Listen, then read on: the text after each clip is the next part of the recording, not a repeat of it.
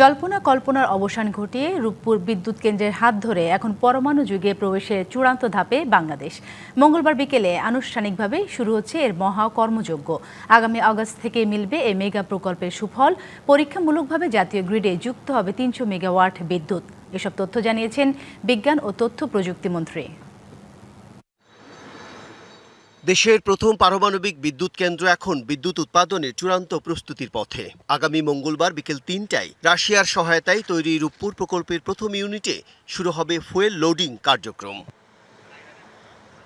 এরপর চলতি বছরের আগস্ট থেকে মিলবে মেগা এই প্রকল্পের সুফল। পরীক্ষামূলকভাবে জাতীয় গ্রিডে যুক্ত হবে ৩০০ মেগাওয়াট বিদ্যুৎ। আর আগামী বছর জানুয়ারিতেই প্রথম ইউনিট থেকে মিলবে ১১০০ মেগাওয়াট বিদ্যুৎ। দ্বিতীয় ইউনিটের ফুয়েল লোডিং শুরু হবে ২০২৭ সালের জুনে। সেই বছরের সেপ্টেম্বর নাগাদ দুই ইউনিটে মিলে মোট ২২০০ মেগাওয়াট বিদ্যুৎ যুক্ত হবে গ্রিডে। সচিবালয়ে এক ব্রিফিংয়ে রূপপুর পারমাণবিক বিদ্যুৎ কেন্দ্রের এসব অগ্রগতি তুলে ধরেন বিজ্ঞান ও তথ্য প্রযুক্তি মন্ত্রী ফকির মাহবুব আনাম।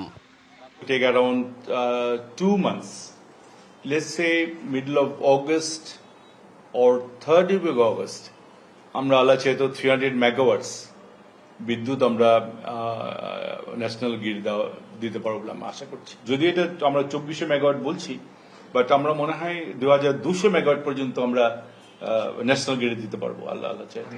মন্ত্রী আরও বলেন, আন্তর্জাতিক আণবিক শক্তি সংস্থার সব নির্দেশনা মেনেই কাজ এগিয়ে চলছে।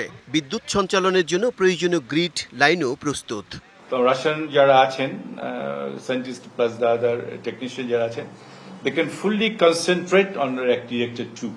প্রকল্পটিতে কর্মরত আছেন ৫,০০০ রুশ কলাকৌশলী ও ২০,০০০ বাংলাদেশি কর্মী। ধাপে ধাপে কেন্দ্রটির পরিচালনার দায়িত্ব বাংলাদেশি জনবলের কাছে হস্তান্তর করা হবে বলেও জানান বিজ্ঞান ও প্রযুক্তি মন্ত্রী। Bijan Kumar Das, DBC news, Dhaka.